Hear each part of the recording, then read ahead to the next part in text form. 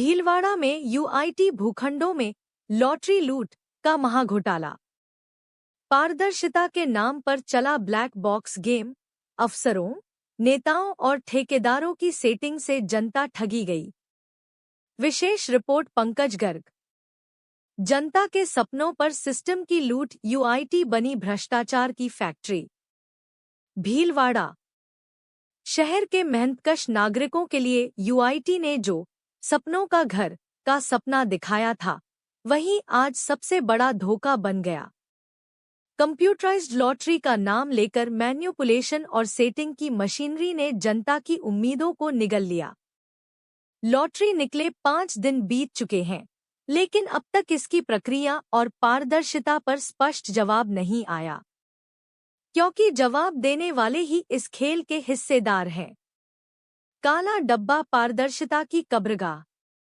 जिस black box में गोटियां डाली गईं, वही इस पूरी लूट का सबसे बड़ा सबूत बन गया। 10 गोटियों में खेल हो गया। जिसे बाहर निकाला उसे अंदर नहीं डाला। सीडिंग में निकला नंबर रिपीट नहीं हुआ। 2 सीडिंग के बाद इस गलती को दुरुस्त करते ही नंबरों का क्रम बदल गया। यही था सिस्टम के अंदर छिपा हुआ टेम्परिंग ट्रिक। जादू की तरह लॉटरी निकली और पारदर्शिता की लाश वहीं गिर गई। कंप्यूटर लॉटरी या कंप्यूटराइज्ड ठगी। हार्ड कॉपी में आवेदन, सॉफ्टवेयर से ड्रॉ। यह तकनीक नहीं, तकनीक का दुरुपयोग है। लॉटरी के सॉफ्टवेयर को पहले से फेवर्ड लिस्ट के नामों से फीड किया गया। जो नाम तय थे वही विजेता बने। बाकी जनता के आवेदन केवल फॉर्मेलिटी बनकर रह गए। 2 आधार, 1 पैन, 2 भूखंड।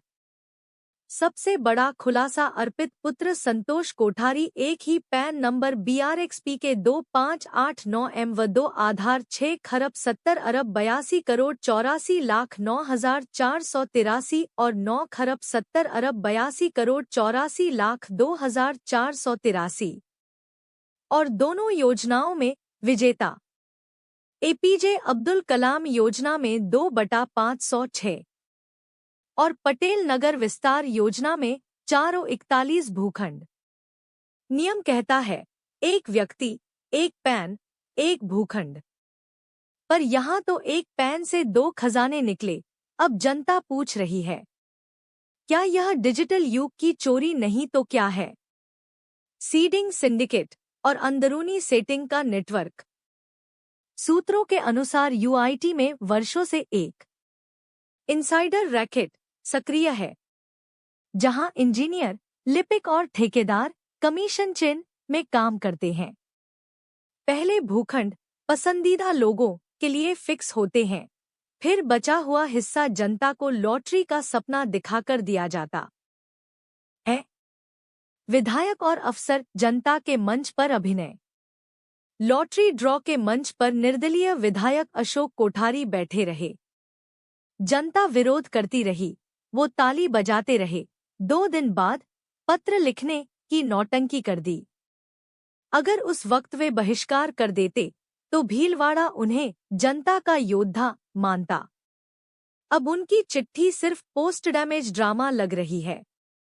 राज्य सरकार की सफाई, जनता के जख्मों पर नमक। डबल इंजन सरकार की दुहाई देने वाले मंत्री झाबर सिंह खर्रा ने जांच के आदेश देकर जिम्मेदारी से पल्ला झाड़ लिया। पर भीलवाड़ा की जनता पूछ रही है, अगर घोटाला नहीं था तो जांच क्यों? अगर पारदर्शिता थी तो पर्दा क्यों? अब उम्मीद IAS रवि जैन से न झुकने वाले अफसर की परीक्षा। मामला अब IAS रवि जैन के पास है, जो सख्त, ईमानदार और नियमों से चलने वाले अधिकारी माने जाते हैं। चित्तौड़ कलेक्टर रहते उन्होंने प्रशासनिक ईमानदारी की मिसाल पेश की थी। अब यूआईटी लॉटरी कांड की फाइलें उनके टेबल पर हैं।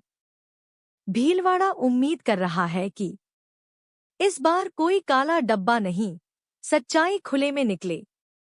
यूआईटी भ्रष्टाचार का इतिहास, भूखंडों की दलाली का भविष्य। यूआईटी के पिछले 2 दशकों का रिकॉर्ड बताता है। हर योजना में कुछ नाम पहले से तय होते हैं। इनसाइडर फाइलें, रातों रात डेटा बदलना। सॉफ्टवेयर में मैनुअल एडिटिंग सब आम बात है। मकान का सपना बेचकर कमीशन का साम्राज्य खड़ा करना अब यूआईटी की पहचान बन चुकी है। घोटाले की गहराई तक उतरे जांच। भीलवाड़ा की जनता ने साफ कहा है, लॉटरी प्रक्रिया तुरंत रद्द की जाए। सॉफ्टवेयर कंपनी और ठेकेदारों की कॉल रिकॉर्डिंग जब्त हो। दोषी अधिकारियों पर एफआईआर और निलंबन हो। भूखंड आवंटन की सीबीआई या विजिलेंस जांच कराई जाए। यूआईटी में लॉटरी नहीं, लूट निकली। जहां जनता कतार में खड़ी थी, वहां अफसर नोट गिन रहे थे। भीलवाड़ा अब सवाल पूछ रहा है, क्या यूआईटी जनता की सेवा संस्था है या संपत्ति लूट का अड्डा? अगर रवि जैन की जांच ने सच को बाहर निकाला, तो यह राजस्थान का सबसे बड़ा प्रॉपर्टी स्कैम कहलाएगा।